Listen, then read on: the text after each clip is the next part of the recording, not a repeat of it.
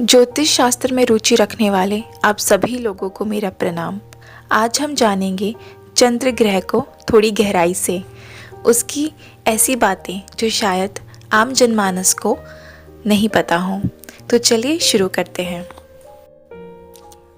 मनुष्य रूपी इस जगत में चंदन को सबसे शीतल माना जाता है, लेकिन आप जानते हैं चंद्रमा का प्रकाश चंदन से भी ज़्यादा शीतल होता है।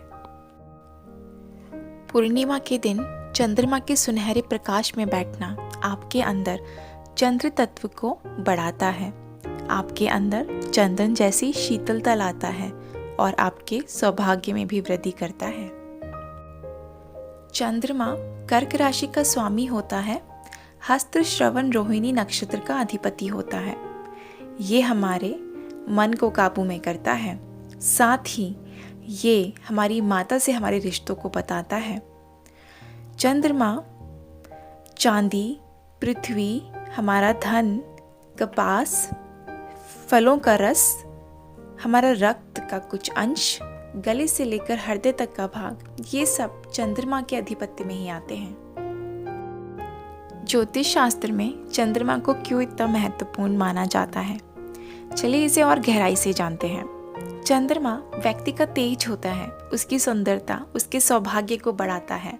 वृषभ लगन का चंद्रमा उच्च का चंद्रमा माना जाता है, तो वहीं वृश्चिक में बैठा चंद्रमा नीच का चंद्रमा माना जाता है। मनुष्य रूपी इस जगत में हमारे कई रिश्ते होते हैं। इन रिश्तों में चंद्रमा की जो भूमिका निभाती है वो होती है हमारी माँ। हमारी माँ चंद्रमा का ही एक प्योर रूप होता है। उसके अंदर चंद्रमा की शीतलता तो होती ही है और साथ ही चंद्रमा के सारे अच्छे गुणों को लेकर वो हमारे जीवन में हमारे साथ रहती है। हमारी माँ का आशीर्वाद हमारे जीवन में संघर्ष को कम करता है, हमारे सौभाग्य को बढ़ाता है। चंद्रमा समाज के साथ आपके व्यवहार को भी निर्धारित करता है। उच्च के चंद्रमा जिनके होते हैं उनको समाज में बहुत मान सम्मान मिलता है और वो बहुत ही आशावादी लोग होते हैं जिनकी एनर्जी बहुत पॉजिटिव होती है। बलि चंद्रमा व्यक्ति को सकारात्मक रखता है, उसको अच्छी सोच देता है। जिन लोगों का चंद्रमा पीड़ित होता है या नीच का होता है वो लोग कमज़ोर मनोबल के होते हैं, अत्यधिक भावुक होते हैं। ऐसे लोग जल्दी घबराने वाले स्वभाव के होते हैं और उनकी सोच भी निराशावादी होती है। अच्छा चंद्रमा व्यक्ति को पूर्व आभासी बनाता है, होने वाली घटनाओं के इंट्यूशन उसको पहले ही आ जाते हैं। ये चंद्रमा की एक बहुत ही बड़ी खूबी है। चंद्रमा आपका धन भी होता है। इस जीवन में आप कितना धन अर्जित करेंगे, कैसा आपका लाइफस्टाइल होगा, ये सब अच्छा चंद्रमा निर्धारित करता है।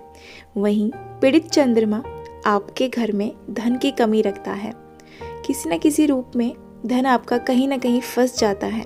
ये सब पीड़ित चंद्रमा की निशानी होती है। लेकिन अपनी दशा अंतर्दशा में आपका चंद्रमा अगर शुभ है तो वह अच्छे फल अवश्य देता है।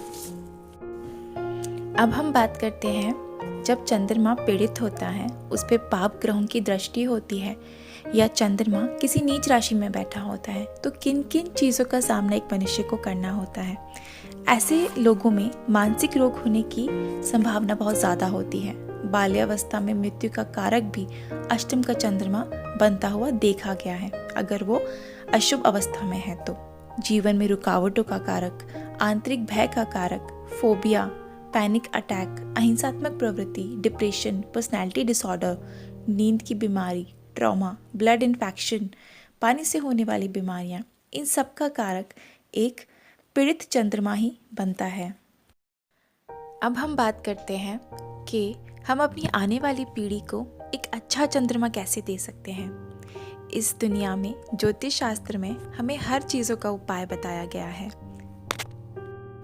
और जो लोग भी इन उपाय को जानते हैं वो अपनी आने वाली पीढ़ी को एक अच्छा भविष्य देते हैं। तो चलिए बात करते हैं कि एक अच्छा चंद्रमा कैसे बनाया जाए।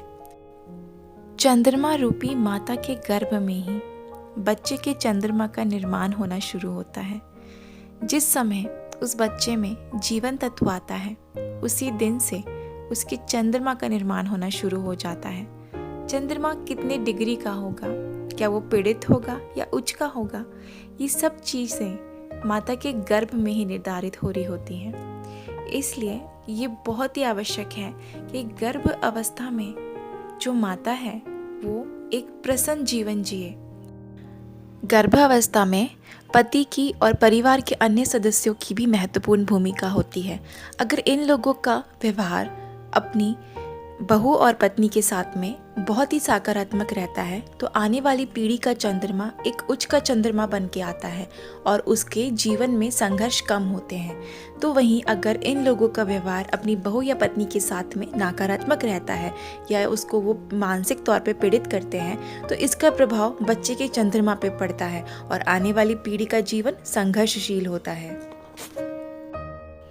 अब हम बात करते हैं उन लोगों की जो पीड़ित चंद्रमा लेकर पैदा हुए हैं या जिनका जन्म नीच के चंद्रमा के साथ हुआ है। ऐसे लोगों के लिए चंद्रमा को अच्छा करने के ज्योतिष शास्त्र में अनेक उपाय बताए गए हैं। जिन लोगों का चंद्रमा पीड़ित है और जो संघर्ष वाला जीवन जी रहे हैं, कुछ भी करने पर भी काम नहीं बनते हैं, इसका मतलब ये हुआ कि इनका चंद्रमा पाप प्रभाव से दृष्ट है।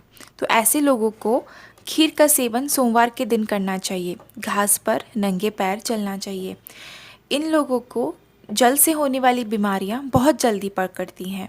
इसके लिए ये आवश्यक है कि ये लोग शुद्ध जल का ही सेवन करें और भारी खाना ना खाएं। ठंडे जल का सेवन भी इनके लिए हानिकारक होगा।